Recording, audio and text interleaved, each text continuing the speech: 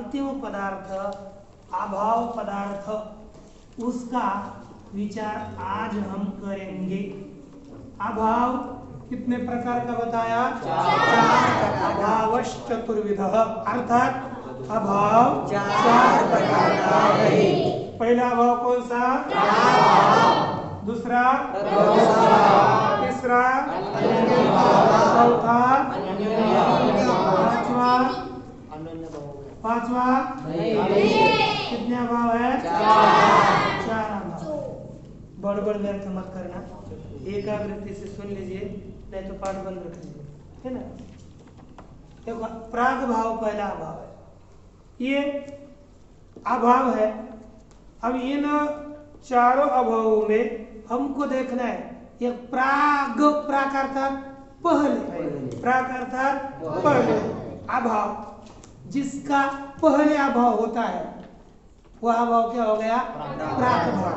जैसे ये यहाँ पर पूर्व में घट नहीं था, अभी तुरंत एक घट उत्पन्न हुआ, एक नहीं, ये घट हुआ, पहले घट का अभाव था, बाद में घट हुआ, तो घट उत्पत्ति के पहले जो अभाव था ये कौन सा हो गया? प्राग भाव। कौन सा अभाव है? प्राग अभाव। यानी उत्पत्ति के पहले जो पदार्थ का अभाव होता है, जैसे हम लोग नहीं थे, हमारा पहले अभाव था, है कि नहीं? 10, 20, 30 इसके जैसी उम्र हो, उसके पहले अभाव था, है कि नहीं? तो ये पहले होने वाले अभाव को कहते हैं प्राग भाव, ठीक ना? अच्छा, दूसरा है, ये प्राग भाव की प्रतीति ज्ञान कैसा होता है? जैसे एक आपको वाक्य दिया, घटो भविष्यति। क्या वाक्य है? घटो भविष्यति। इसका अर्थ क्या होगा? घट होगा। घट होगा अर्थात अभी तक घट हुआ नहीं, अर्थात उसका पहले अभाव है। प्राग भाव की प्रतीति ऐसी होती है, घटो भविष्यति, वह होगा, वह होगा, अर्थात पहले उसका अभाव है कि नहीं? ये देखो, ये पहले अभाव होता है, उसे प्राग भाव कहते हैं, वो घटो भविष्यति इत्यादि उसकी प्रतीति है।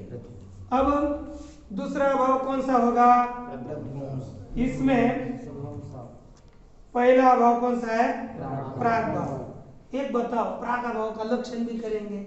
तो जब पहले घट नहीं था, यहाँ पर बाद में घट उत्पन्न हुआ है, पहले घट का क्या था? अभाव था, बाद में क्या होता है? घट उत्पन्न है, भाव होता है, मतलब होता है ना, मध्य में अभाव का भाव कैसा होगा? पहले घट का अभाव था, बाद में घट की उत्पत्ति होती है ना? क्या होता है? घट की उत्पत्ति होती है। उत्पत्ति वो भाव ही मैं क्या बोल रहा हूँ ना, जो पारिभाषिक शब्द होते हैं वही बोलना है, इधर उधर नहीं, क्योंकि क्या होता है, शब्द पारिभाषिक शब्द अपनी बुद्धि में रहेंगे, क्योंकि वो उसी का शास्त्र में प्रयोग होगा। इसलिए पहले क्या था? घट का अभाव था, बाद में घट का अभाव था, बाद में घट की उत्पत्ति हुई। क्या हो गई? घट की उत्पत्ति हुई। घट की उत्पत्ति होने पर बाद में अभाव रहा क्या? प्राग भाव घट का? घट की उत्पत्ति होने पर घट का प्राग भाव रहा? नहीं रहा, अर्थात प्राग भाव का क्या हो गया? नाश हुआ। क्या हो गया? प्राग भाव का नाश हुआ, है कि नहीं? अब यहाँ पर इसलिए यह अभाव प्राग भाव कैसा है? विनाशी है। कैसा है? विनाशी। प्राग भाव में क्या धर्म रहता है? विनाशित्व। प्राग भाव में क्या रहेगा? विनाशित्व। विनाशित्व। और वह अभाव भी है कि नहीं? तो प्राग भाव का लक्षण हुआ विनाशित्वे सति, बोलिए विनाशित्वे सति अभावत्वम, अभावत्वम विनाशित्वे सति अभावत्वम, विनाशित्वे सति अभावत्वम प्राग भावस्य लक्षणम, प्राग भावस्य लक्षणम विनाशित्वे सति अभावत्वम, विनाशित्वे सति अभावत्वम प्राग भावस्य लक्षणम, प्राग भावस्य लक्षणम। बोला करे, बोला विनाशित्वे सति अभावत्वम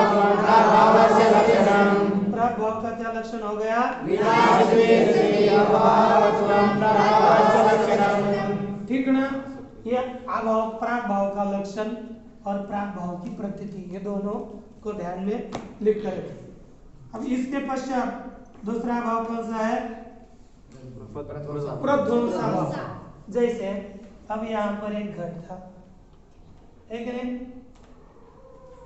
घट था, किसी को घट के विषय में क्रोध आया और डंडे से तोड़ा, है ना, डंडा मारा, है कि नहीं?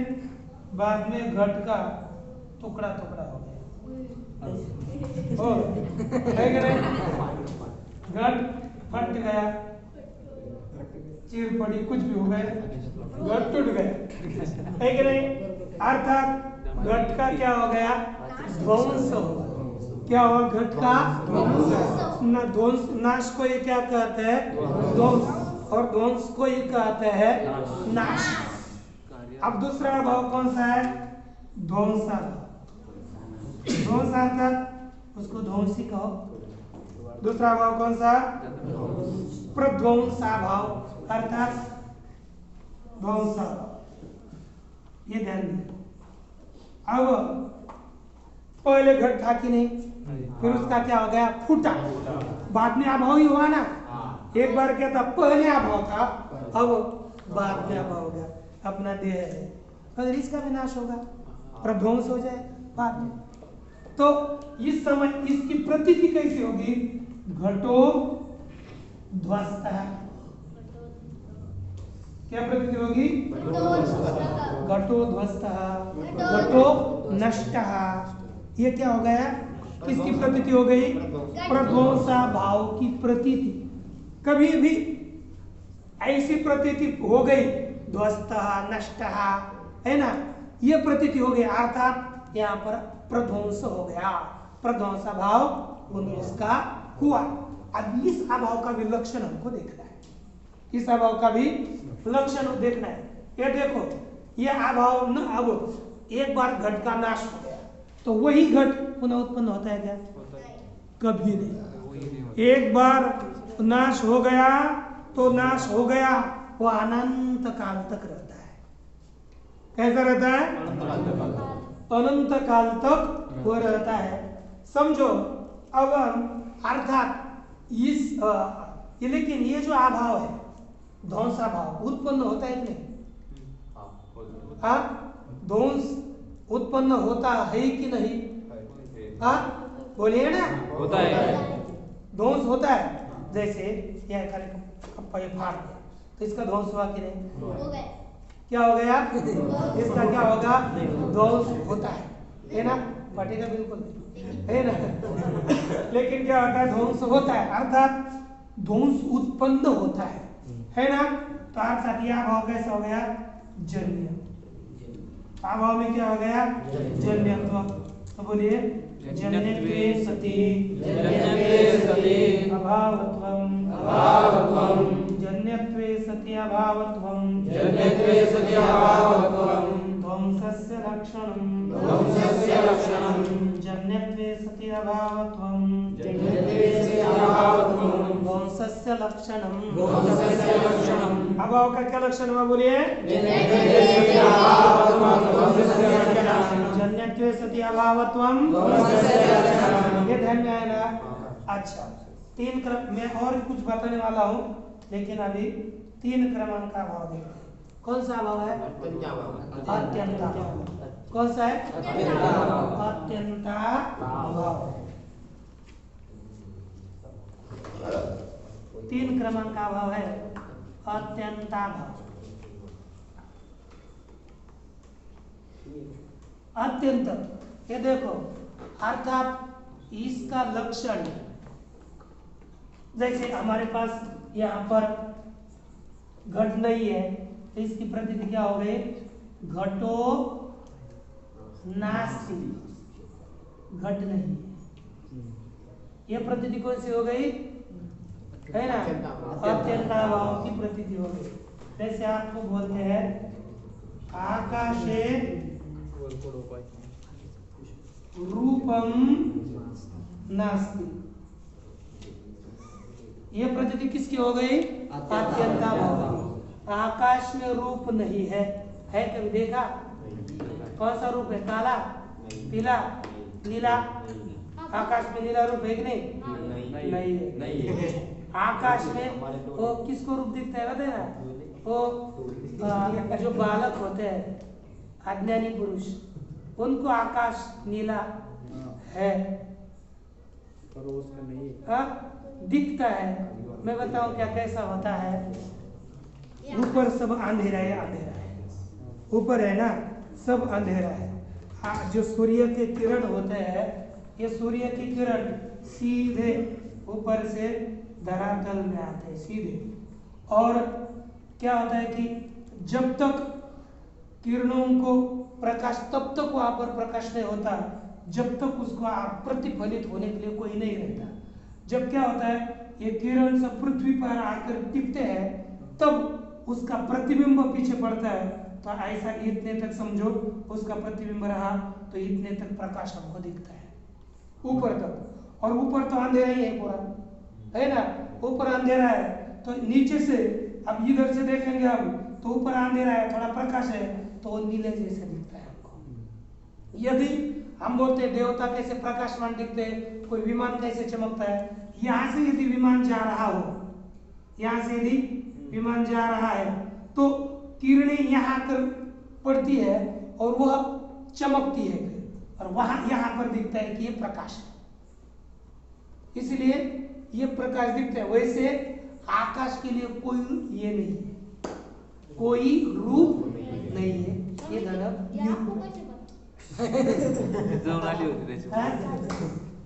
देखो, एक जन्म नहीं हुआ ना आपने का, बहुत हो गए कि नहीं?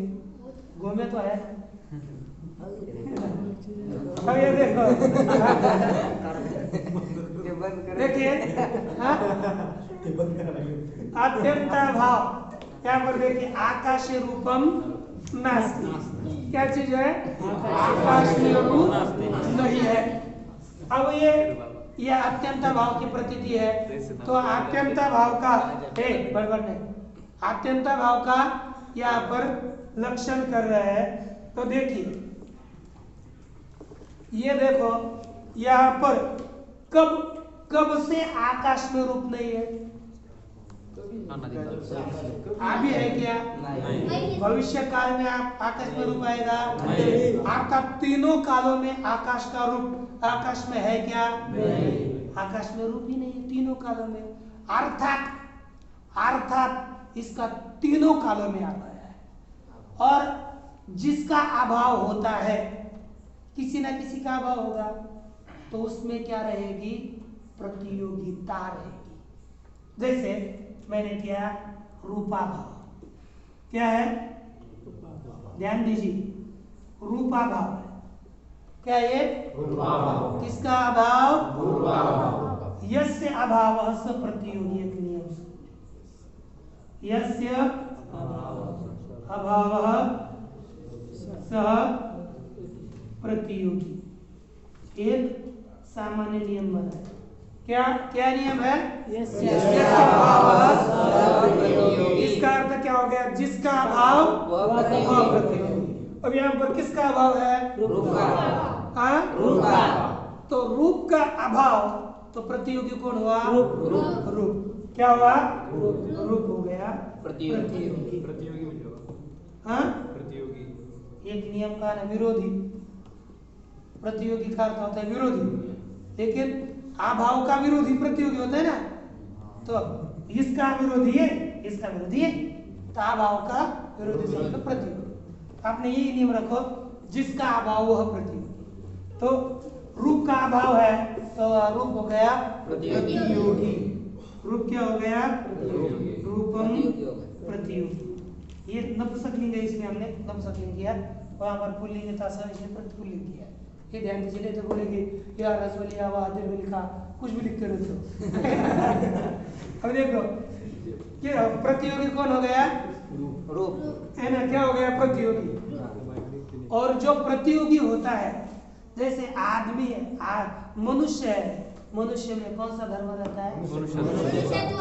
आप में मनुष्यता है, वही मनुष्य में मनुष्यत्व और मनुष्यता ये दो इकोनी अलग अलग नहीं है। हम मनुष्यत्व भी बोल सकते हैं और मनुष्यता भी बोल सकते हैं, ये समान अर्थक है। कोई एक स्त्रीलिंग में चलता है मनुष्यता और मनुष्यत्व नपुंसकलिंग में चलता है, शब्द चलता है, लेकिन है तो एक अर्थ। अब प्रतियोगी है, प्रतियोगी में कौन सा धर्म रहेगा? प्रतियोगिता। कौन सा? प्रतियोगिता। प्रतियोगिता। हाँ वही प्रतियोगिता। प्रतियोगी में कौन सा धर्म रहेगा? प्रतियोगिता है ना। प्रतियोगिता में, प्रतियोगी में कौन सा धर्म रहता है? प्रतियोगिता। आपकी वो प्रतियोगिता ने युद्ध की, हाँ वही स्पर्धाई होती है, प्रतियोगी हो गया विरोधी, और उनकी लड़ाई प्रतियोगिता उनमें होती है प्रतियोगिता। प्रतियोगियों में प्रतियोगिता होगी ना, तो दूसरे में थोड़ी होगी। तो प्रतियोगी में क्या रहती है? प्रतियोगिता। अच्छा एक बता, मैं आपको बता रहा हूँ, ये जो प्रतियोगिता होती है ना, तो थोड़ा सा आपको डीप लगेगा, कैसा लगेगा, लेकिन सुन लीजिए। अब प्रतियोगिता इसमें प्रतियोगिता क्यों आई बताओ, किसके कारण आ गई? इसमें प्रतियोगिता आई किसके कारण? अभाव के कारण। रूप में प्रतियोगिता आ गई, तो किसके कारण आ गई? अभाव के कारण। तो प्रतियोगिता किसकी है? अभाव की। किस में आई? रूप में। किस में रहती है प्रतियोगिता? किसकी? अभाव की। किसकी? अभाव की, है ना। ध्यान में आया नहीं? तो आप देखो, प्रतियोगिता यस्य सह प्रतियोगिकः, क्या बोलेंगे? प्रतियोगिता यस्य सह प्रतियोगिकः। प्रतियोगिता यस्य जगह कम पड़ती है कभी सह प्रतियोगिकः, है ना। योगिता। योगिता नहीं, योगिता। योगी। प्रति यो नहीं, योगिता। हाँ प्रतियोगिता, बोलिए प्रतियोगिता। हाँ हम उच्चारण बात कोई सुनेगा। प्रतियोगिता यस्य सह, है ना, प्रतियोगिकः। आता प्रतियोगिता प्रतियोगिता है ना। प्रतियोगिता यस्य सह प्रतियोगिता कह, बोलिए प्रतियोगिता यस्य सह प्रतियोगिता कह, प्रतियोगिता यस्य सह प्रतियोगिता कह। अब बताओ प्रतियोगिता किसकी है? प्रतियोगिता। तो प्रतियोगिता कह अभाव, क्या हो गया? प्रतियोगिता अभाव हुआ कि नहीं? प्रतियोगिता यस्य सह प्रतियोगिता कह अभाव, ये ध्यान में रहा। अब कोई भी अभाव होता है ना, कभी भी ये जो प्रतियोगिता होती है ना, प्रतियोगिता किंचित संबंध से अवच्छिन्न होती है। किससे होती, कैसे, कैसी होती है? अवच्छिन्न अर्थात विशिष्ट होती है। क्या होती है? प्रतियोगिता किसी ना किसी, है ना, प्रतियोगिता संबंध से विशिष्ट होती है। क्या होती है? प्रतियोगिता किसी न किसी संबंध से विशिष्ट होती है। क्या होती है? विशिष्ट होती है। प्रतियोगिता किसी न किसी संबंध से अवच्छिन्न अर्थात विशिष्ट होती है। अब देखो हम अवच्छिन्न शब्द प्रयोग करेंगे, ज्यादा विशिष्ट न करते हुए अवच्छिन्न करेंगे तो थोड़ा बोलने के लिए अच्छा लगता है। अब देख लीजिए ये प्रतियोगिता, अब जिसका अभाव हम लेते हैं ना, उसका कैसे अभाव लेते हैं, किस संबंध से अभाव लेते हैं? जिस संबंध से हम अभाव लेंगे, क्या बोले? जिस संबंध से अभाव लेंगे। जिस संबंध से अभाव लेंगे। जिस संबंध से अभाव लेंगे, वही संबंध प्रतियोगिता का अवच्छेदक होता है। लिखिए, जिस संबंध से अभाव लेते हैं वह संबंध प्रतियोगिता का हाँ उसका क्या प्रतियोगिता है जिसकी वह प्रतियोगिता का है ना। जिस संबंध से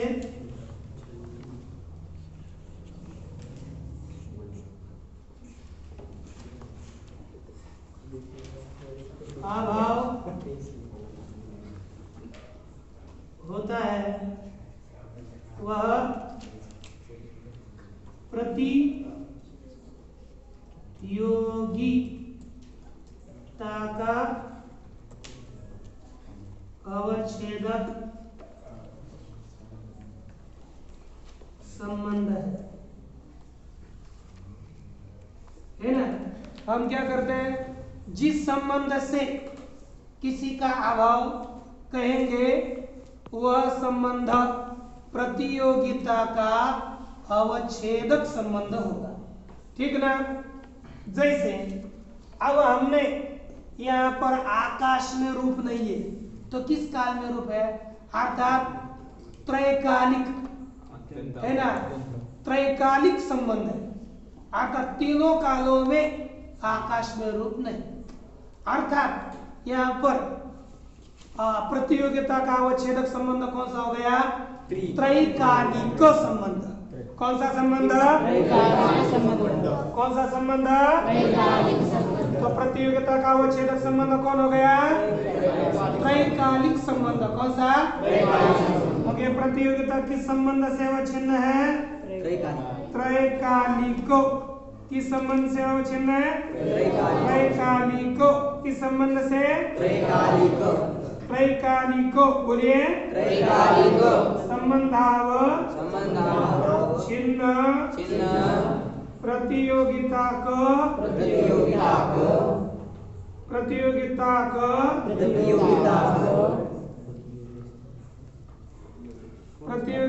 कत्वे सति अभावत्वम् अत्यंताभावस्य लक्षणम् कस्य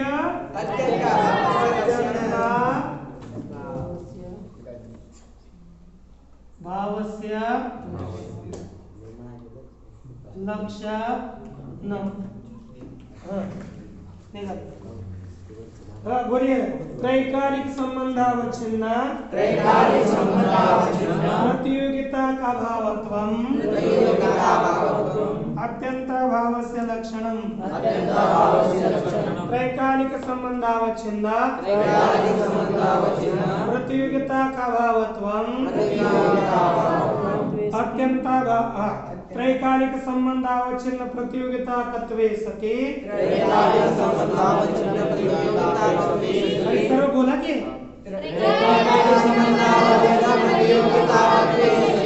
अभावत्वम् त्रैकालिक संबंधावच्छिन्न प्रतियोगिता कत्वे सति अभावत्वम्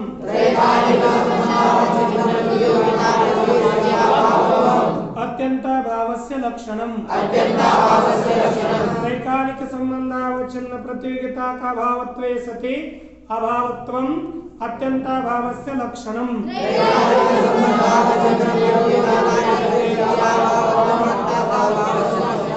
इस तरह से यह अत्यंताभाव का सामान्य से प्रतिपादन आपको किया। इसके बाद आता है कौन सा भाव, अन्योन्य भाव। अन्योन्य भाव ये इसी तरह से है, लेकिन आपको बस लक्षण बताएंगे और समझाएंगे कब।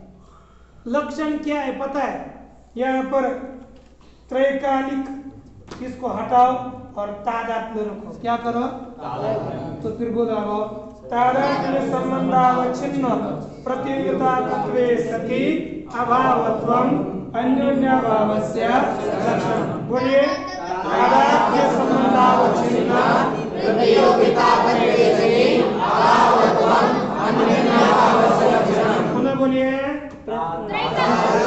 तादात्म्य संबंधावच्छिन्न प्रतियोगिता कत्वे सति अभावत्वम् अन्योन्याभावस्य लक्षणम्। इस तरह से ये चार अभाव है। इसमें इसी तरह आपको अन्योन्य भाव का थोड़ा सा प्रतिपादन कल करेंगे। आज ही करें? कल ओके। पूर्णमदः पूर्णमिदं पूर्णात्